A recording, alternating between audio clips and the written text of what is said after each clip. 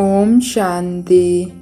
ज्ञान सागर, पवित्रता के सागर, सर्वोदया लीडर शिव बाबा की 30 मार्च 2022 की मुरली से मनुष्य से प्रिंस बनने की पाठशाला में होमवर्क।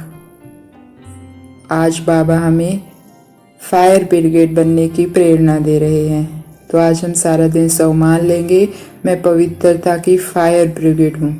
बाबा ने कहा कि सारी दुनिया इस काम की आग में जल रही है।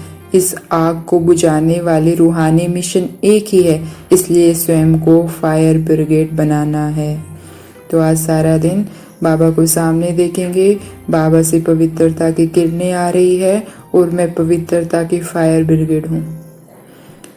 जैसे उस फायर ब्रिगेड से क्या होता है, पानी बाहर निकलता है और आग को शीतल कर देता है, आग को बुझा देता है। ऐसे ही मुझ पवित्रता के फायर ब्रिगेड से देखें, प्रकृति के बीच में मैं पवित्र सितारा और मुझसे पवित्रता की असीम किरणें निकल रही है और विकारों में जल रही आत्माओं को शीतल कर रही है, दुनिया से काम विकार को ख़त्म कर रही है और सबको पवित्र कर रही है। तो सारा दिन मैं पवित्रता की फायर ब्रिगेड हूँ।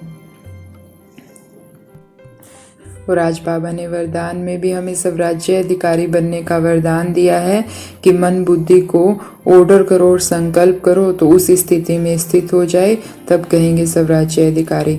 तो आज हमें क्या करना है, एक तो पवित्रता की फायर ब्रिगेड हूँ, कभी पवित्रता का फरिश्ता हूँ और देखो कभी पवित्रता का लाइट हाउस हूँ, माइट हाउस हूँ। तो बाबा के साथ कंबाइंड हो, जैसे उस लाइट हाउस से चारों तरफ किरणें फैलती है, ऐसे मुझसे पवित्रता की किरणें फैल रही है और काम विकार में जलती आत्माओं को शांत कर रही है।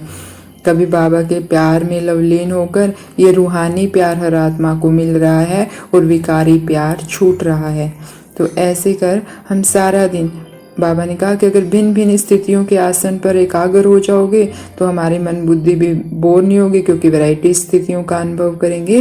तो सारा दिन हमें पवित्रता का अभ्यास करना है, लेकिन कभी किसी स्थिति में स्थित रहकर, कभी किसी स्थिति में स्थित रहकर। आज बाबा ने ये भी कहा कि तुम बच्चों के हर कदम में पदम भरे हुए हैं, बड़ी जबरदस्त कमाई है, खुद भगवान कमाई करने की राय देते हैं।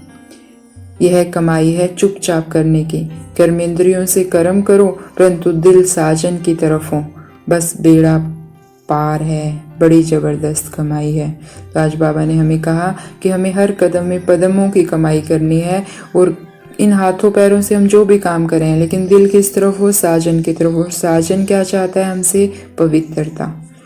तो आज हम सारा दिन हर कदम कदम में बस मैं लाइट आउट प्रकृति के मध्य चमकते हुए सितारे को देखते रहेंगे और इस सितारे से क्या निकल रही है, पवित्रता की शीतल किरणें और सबको शीतल कर रही है। मैं पवित्रता की फायर ब्रिगेड हूँ। और ये साजन क्या चाहता है, वफादारी। वफादार कौन, वफादार वह जिसे संकल्प में भी कोई देहधारी आकर्षित ना करे। आज बाबा ने मुरली की शुरुआत में भी कहा कि तुम्हें ऐसी अवस्था बनानी है जो अंत में बाप के सिवाय कोई याद ना आए। और मुरली खत्म होते हुए भी बाबा ने यही कहा कि वफादार वो जिसके संकल्प में भी कोई देहधारी आकर्षित ना हो। तो हम इस पे थोड़ा चिंतन करेंगे कि मुझे देहधारियों की याद क्यों आती है, हमें कौन खींचता है, हमें अंत में क्या याद आता है, या हमें सारा दिन भी क्या याद आएगा। या तो कोई देहधारी याद आएगा या कर्म याद आएगा, मुझे ये काम करना है, ये काम करना है। कर्म बंधन होगा या देहधारियों का बंधन होगा। तो इनसे छूटने का सबसे आसान तरीका है कि हम सारे संबंध बाबा से निभाएं। सारा दिन किसी न किसी संबंध में हम बाबा को साथ रखें। कभी वो टीचर बनकर पढ़ा रहा है तो कभी साजन बनकर काम करवा रहा है, कभी भाई बनकर मुझे एक जगह से दूसरी जगह लेकर जा रहा है, तो कभी बाप बनकर राय दे रहा है। तो सारा दिन हर कर्म में हम कोई ना कोई संबंध उसके साथ रखें। तो हमें जब भी कोई संबंधी याद आएगा तो हमारा तो संबंधी बाबा है, तो हमें कौन याद आएगा, बाबा ही याद आएगा। और कर्म बंधन से छूटने के लिए अमृत वेला उठते ही सारे कर्मों का बोझ बाबा को दे दें। वो आया भी किस लिए, बाबा कहते हैं तेरे सोचने का काम भी मैं करूंगा। तो जो भी कर्म करने सब बाबा को सौंप दें कि बाबा ये तूने करवाना है, करना मुझे आत्मा नहीं है लेकिन तूने करवाना है तो तेरी जिम्मेवारी है। और फिर हम क्या हो जाएंगे, हर बोझ से हल्के। ऐसे करके कर्म बंधन से छूट जाएंगे। जब हम इन दोनों बंधनों से छूट जाएंगे तो हमें सिर्फ बाबा ही याद आएगा। तो आज हमें अपने साजन की तरफ सारा दिन देखते रहना। ये साजन हमसे सिर्फ पवित्रता और वफादारी ही चाहता है, हर साजन यही चाहता है। तो ऐसी पवित्रता की फायर ब्रिगेड आत्माओं को, स्वराज्य अधिकारी आत्माओं को ओम शांति। शुक्रिया मीठे बाबा, शुक्रिया।